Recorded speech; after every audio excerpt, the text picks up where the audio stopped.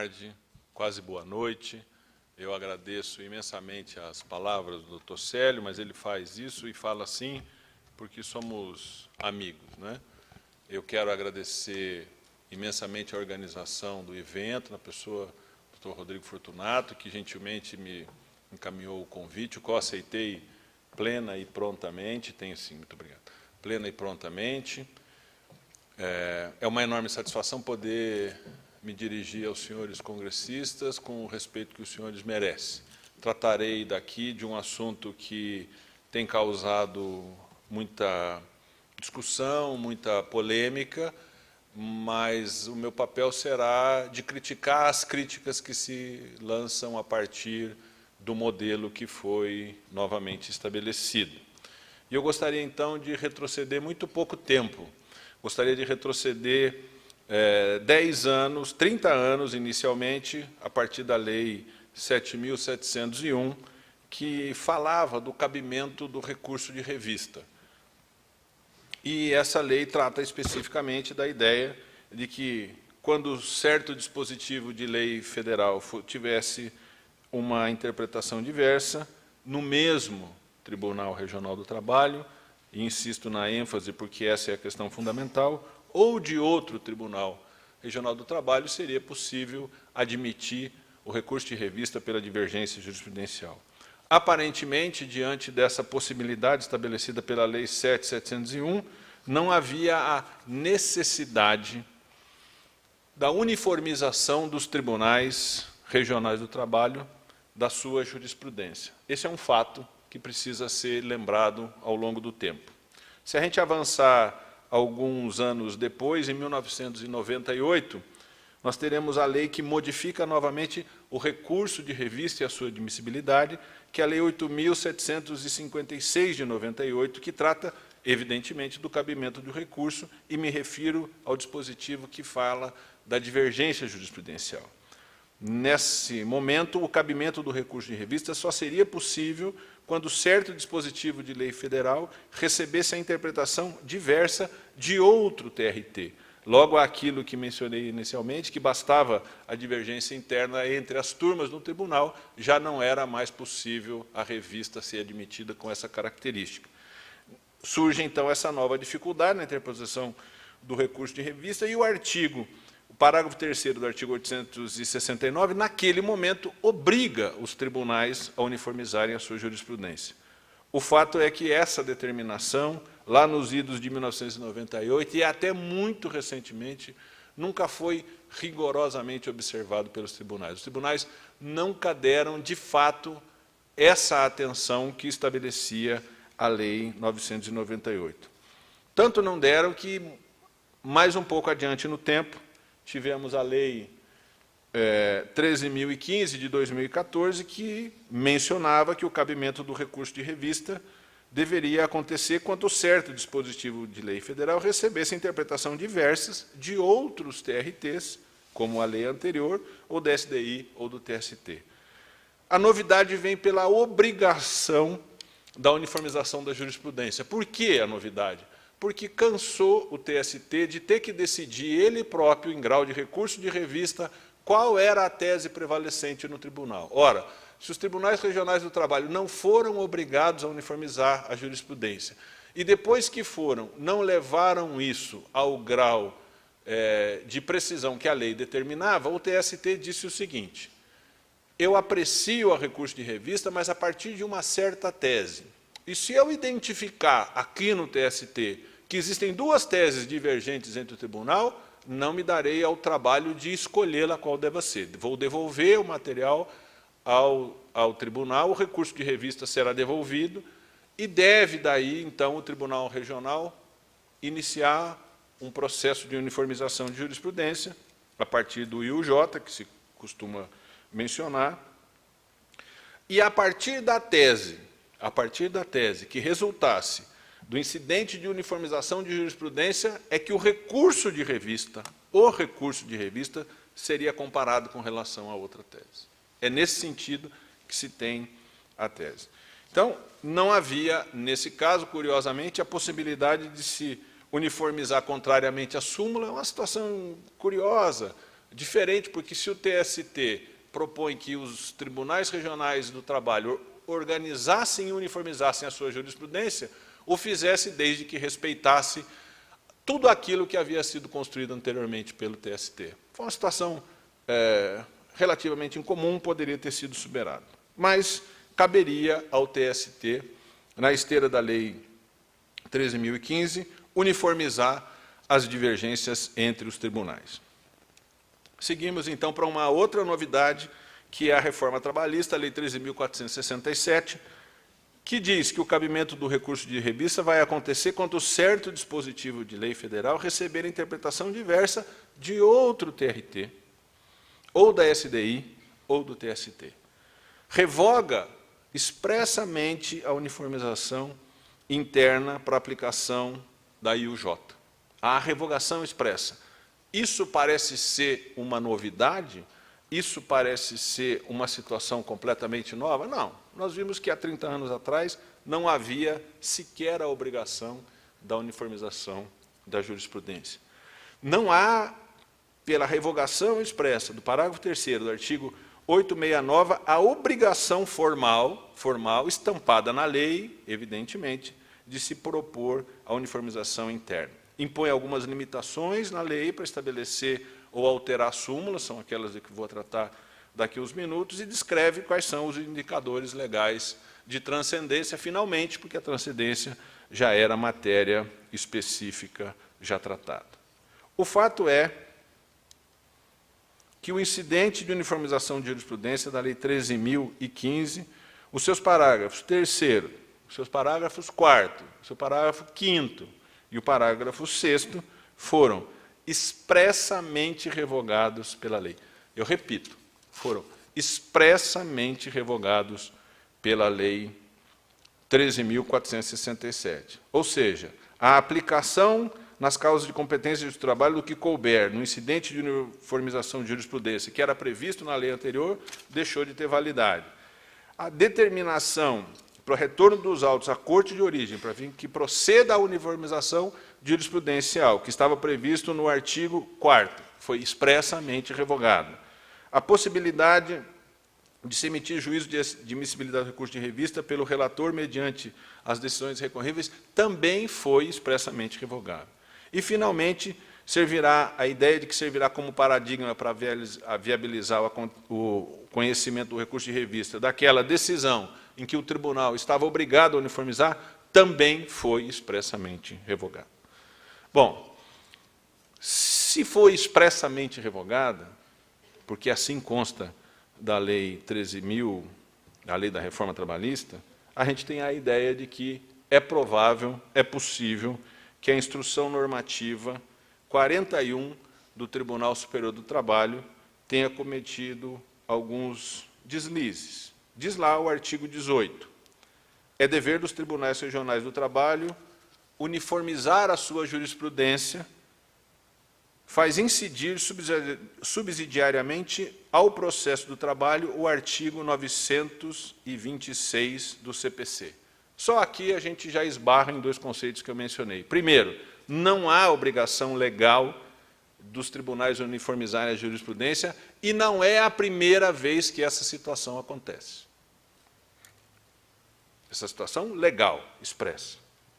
Segundo lugar, subsidiariamente ao processo do trabalho, a sua aplicação, teríamos que considerar o fato de que a aplicação da cláusula de contenção, a famosa, contida no artigo 769 da CLT, que só aplicaríamos normas do processo civil quando a fonte não fosse incompatível. A segunda questão que se estabelece é que não existe, como mencionei, tal dever em tese, o dever de uniformizar. Nos últimos 30 anos, ele variou entre a obrigação e a não obrigação de modo expresso, inclusive com a revogação de texto que determinava a sua uniformização expressa. Pela reforma, hoje, não há texto legal na CLT que obrigue a uniformização da jurisprudência, e só haveria a ideia contida no artigo 18 da Instrução Normativa 41, se ultrapassássemos a cláusula de barreira, a cláusula de contenção, perdão, cláusula de barreira de quem estava prestando atenção no resultado das eleições, né? Vocês me perdoem. A coisa do artigo, a tese do artigo 769 da CLT. Muito bem. Tenho comigo, e essa é uma opinião pessoal, já expressada em decisões das quais participei e que fui vencido pela maioria, de que a Instrução Normativa 18, o artigo 18 no meu sentido, evidentemente inconstitucional.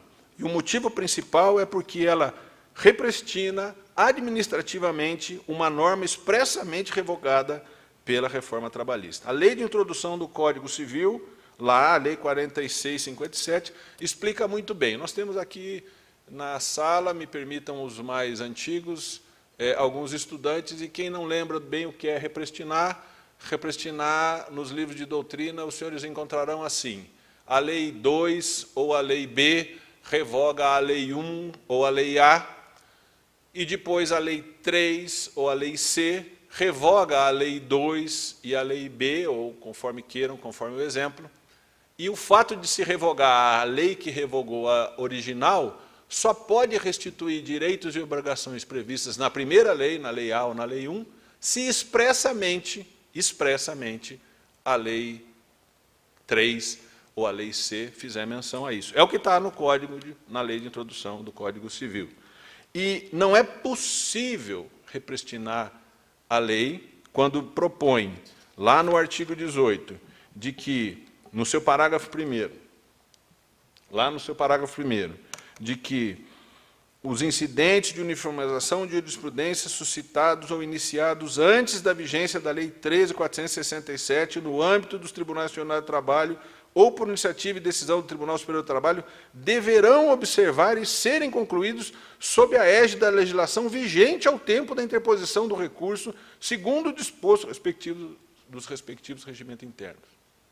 O que fez a resolução 41, no seu artigo 18 do TST, foi represtinar, dar vida àquilo que estava morto, a partir de um processo administrativo que, no meu entender, extrapola o limite da competência de legislar. Afinal de contas, todo mundo sabe que o artigo 22 da Constituição diz que compete privativamente à União legislar sobre matéria processual e matéria do trabalho. Mas vamos seguir em frente. Vamos seguir em frente.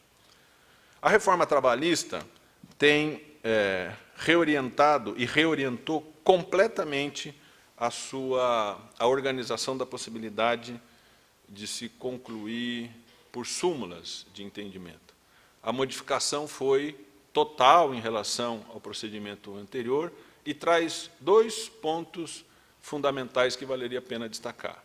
O primeiro deles diz respeito ao conteúdo das súmulas, tanto dos TRTs quanto do TST.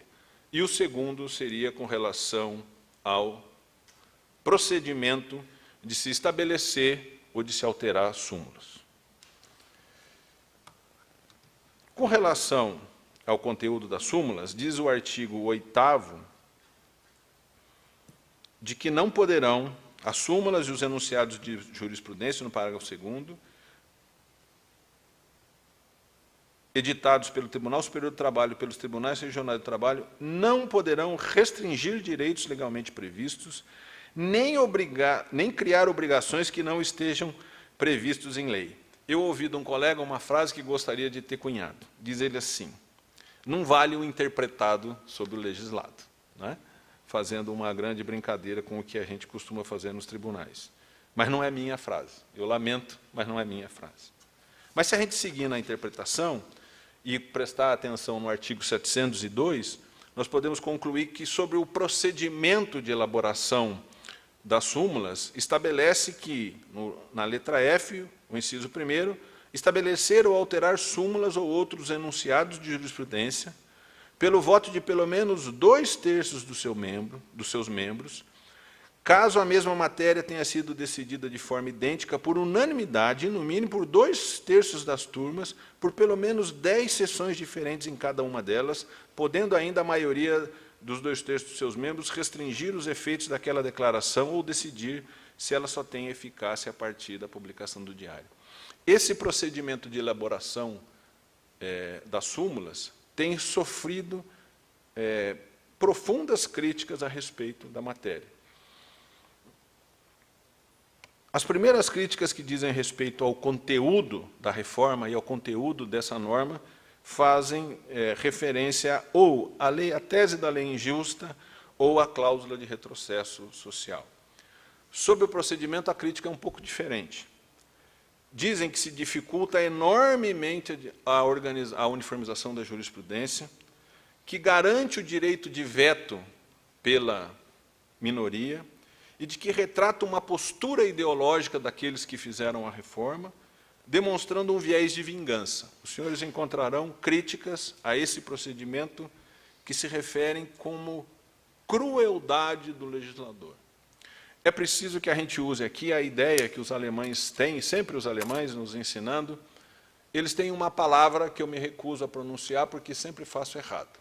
Essa palavra traz a ideia de se discutir seriamente um assunto sério.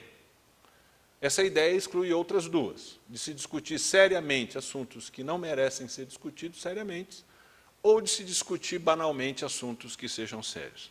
Vamos ver se a gente segue a ideia de se discutir seriamente os assuntos sérios.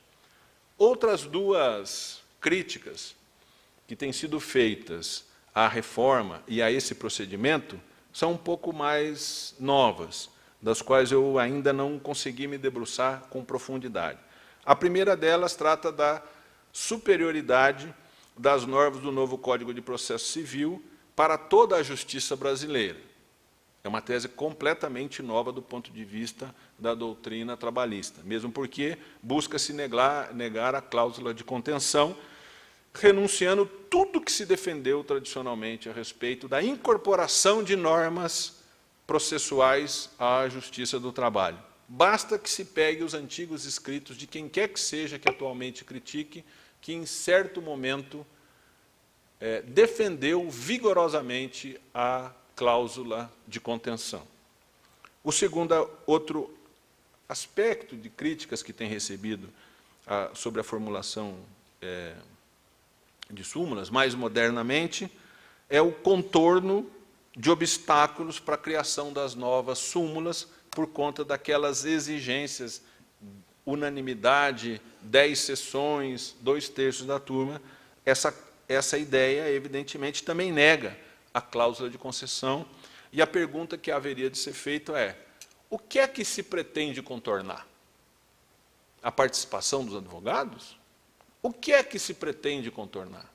A participação dos sindicatos, das centrais sindicais na elaboração da SEDA? Qual é a ideia de se contornar o que a lei diz para obter o mesmo resultado passado? É importante que se façam essas perguntas. Está lá o artigo 769 íntegro, dizendo que o direito processual comum será fonte subsidiária do direito processual do trabalho, exceto naquilo que for incompatível com as normas do direito do trabalho. Prevalecem rígidas duas questões, especificamente, e devem ser tratadas juntas: a omissão seletista somada necessariamente à compatibilidade das normas invocadas ao processo do trabalho. Ainda que não se goste, e eu não estou aqui declarando o meu amor por ela, mas ainda que não se goste dos termos da reforma, a lei está valendo. E é exatamente por esse caminho que haveria de se pensar na cláusula de contenção do artigo 769. Mas vamos falar só de dois aspectos. O primeiro que nós vamos falar é do procedimento. E eu gostaria de saber quantos dos senhores conhecem a Emenda Regimental 1, de 24 de maio de 2011. Ela trata da alteração de diversos artigos, inclusive o artigo 171. Essa resolução perdurou no TST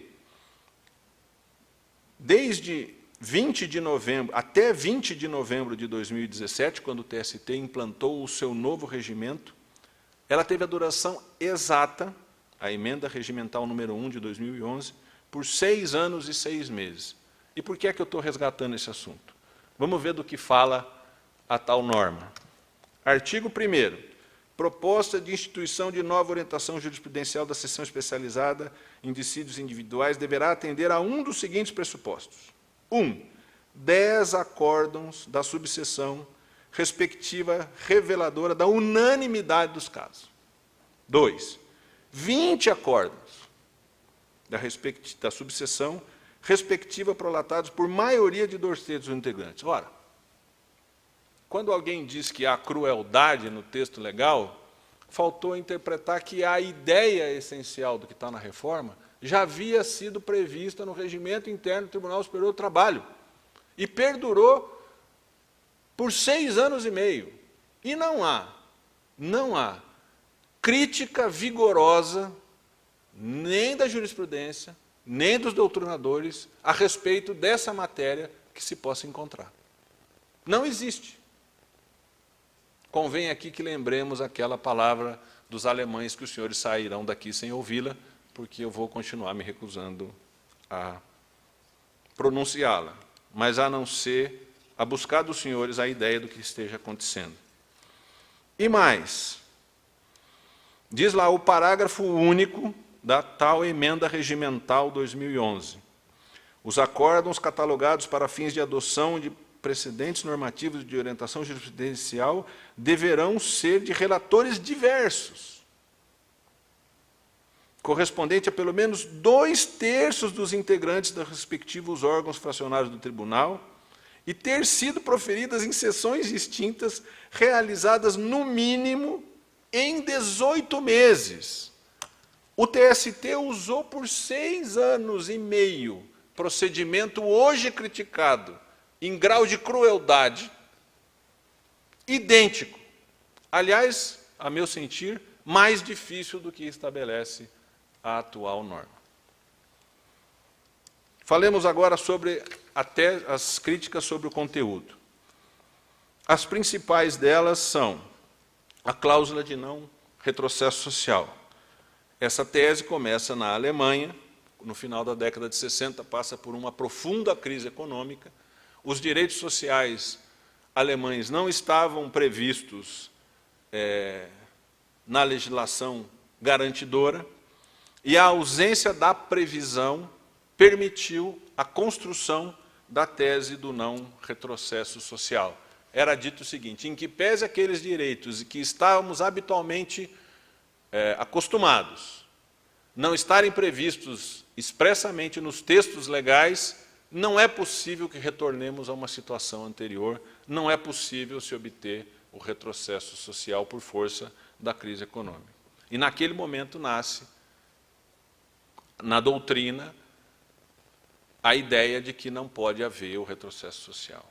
Pouco mais adiante, em Portugal, 2008, também por conta da crise econômica, onde até os proventos dos funcionários públicos foram reduzidos, se resgata a ideia do não retrocesso social. Essas são as duas origens históricas, evidentemente, das duas teses, e se a gente transportar isso agora para o Brasil, a gente começa a imaginar que, de alguma forma, essa tese, construída a partir da ideia do não retrocesso social, começa a ser defendida no Brasil, de 2015 adiante, usando a reforma trabalhista para ser criticada como retrocesso do marco civilizatório. É preciso que a gente compreenda algumas situações. Eu mencionei no artigo anterior a ideia da metanarrativa de crise.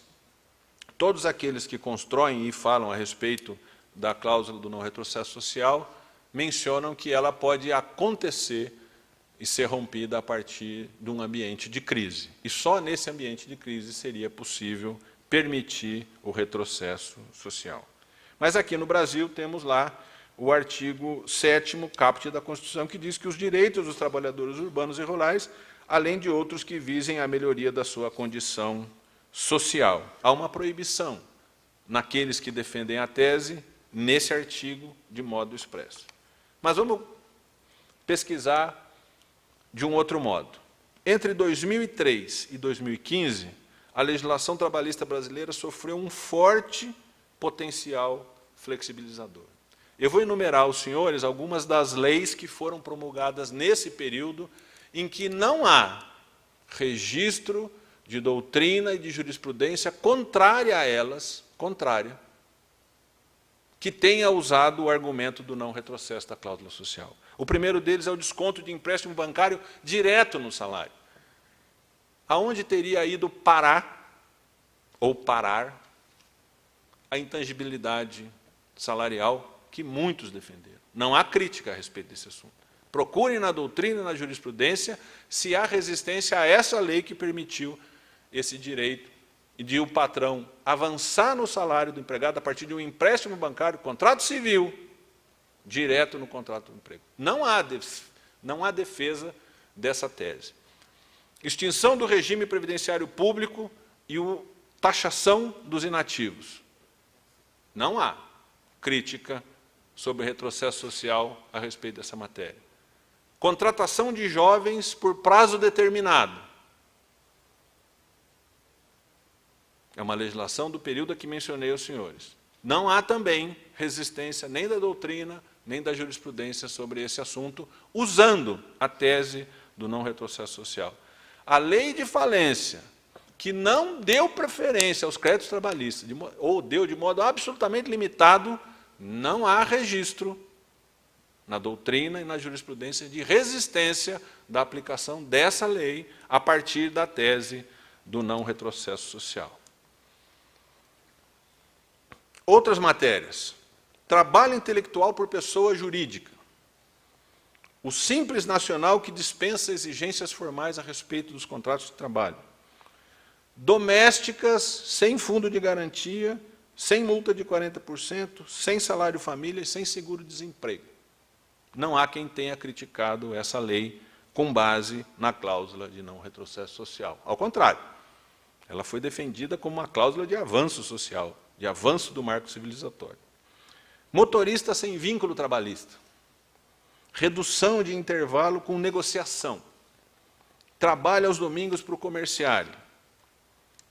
Empregados rurais sem carteira assinada. Nós temos previsão legal de funcionamento. Autorização das cooperativas do trabalho, que aqui no Paraná foram duramente combatidas, através de lei. Renúncia fiscal na participação dos lucros. O aumento de 4 para 5 horas e meia da jornada do caminhoneiro e a redução do intervalo de 9 para 8 horas. A renúncia fiscal para os profissionais liberais e a redução do salário e da jornada, desde que negociado, até 30%. Tudo isso é legislação nossa, em que não se encontra a tese de defesa a partir do não retrocesso social. É curioso que essa tese tenha sido resgatada mais recentemente. Mas me parece que o pior de tudo poderia passar pela proposta que, naquele momento, surgiu do seguro-desemprego. A proposta veio do Executivo. O Executivo propõe que apenas a partir de 18 meses de trabalho é que se poderia requerer o seguro-desemprego. O Congresso não aceita a proposta do Executivo, reduz o prazo de 18 para 12 meses, para 9 no segundo e 6 no terceiro, e antes da proposta tínhamos apenas 6 meses para poder pedir o seguro-desemprego. Será que caberia aqui invocar a cláusula de não retrocesso social? E se caberia, por que nunca foi invocada nesse sentido? Se a gente passar a imaginar o que aconteceu, houve uma redução com relação ao contrato ao pagamento de seguro-desemprego de 32 bilhões para 2013 para 15 bilhões em 2015, com a redução dos valores que foram estabelecidos. Esse é um gráfico que mostra aos senhores o nível médio de emprego na região de Campinas em 2014. Nenhuma das categorias, indústria, construção civil, comércio, serviço, agropecuário, nenhuma delas tinha média de 12 meses. A outra tese que se costuma usar a partir da reforma trabalhista é a tese da inaplicabilidade da lei injusta. E podemos pensar aqui a respeito, em primeiro lugar, do que seria o princípio da legalidade. Diz lá o artigo 5º da Constituição Federal que ninguém será obrigado a fazer ou deixar de fazer alguma coisa, senão em virtude de lei. Poderia, então, a parte, num processo judicial, invocar a tese da injustiça da lei para que ela fosse, que se deixasse de aplicá-la? O artigo 793b da nova CLT diz que deduzir pretensão, defesa, contra texto expresso em lei ou fato incontroverso deve ser considerado como litigância de má-fé. E não há novidade nesse conceito. Se não há novidade nesse conceito, nem no conceito constitucional, o surgimento de uma tese de inaplicabilidade da lei porque injusta passa a ser questionado. Mas também temos uma outra situação mais interessante, que o juiz pode acolher a tese da injustiça da lei para deixar de aplicá-la. O artigo 233-A diz que não. Aplicam-se à reparação de danos de natureza extrapatrimonial decorrentes da relação de trabalho apenas os dispositivos deste título.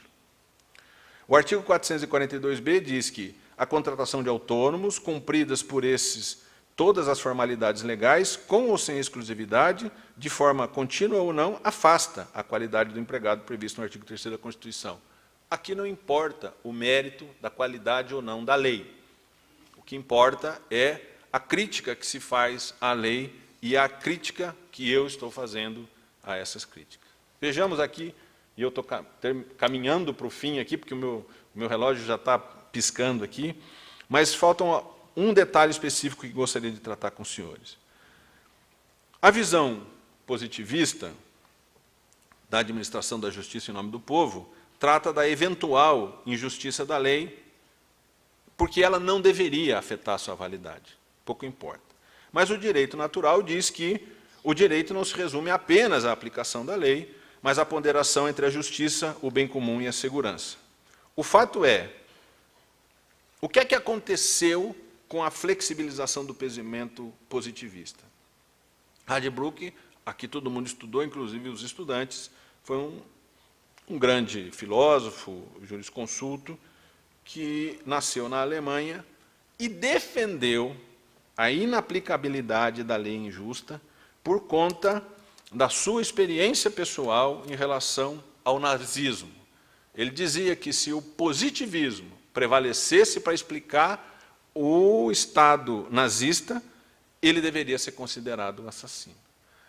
Então, aquilo que se tinha como claro, falamos de Nuremberg, todas essas coisas, mas a ideia da não aplicação da lei justa decorre daquele momento extremo em que um arcabouço constitucional ilegal permitia aquilo que ele chamava de Estado assassino.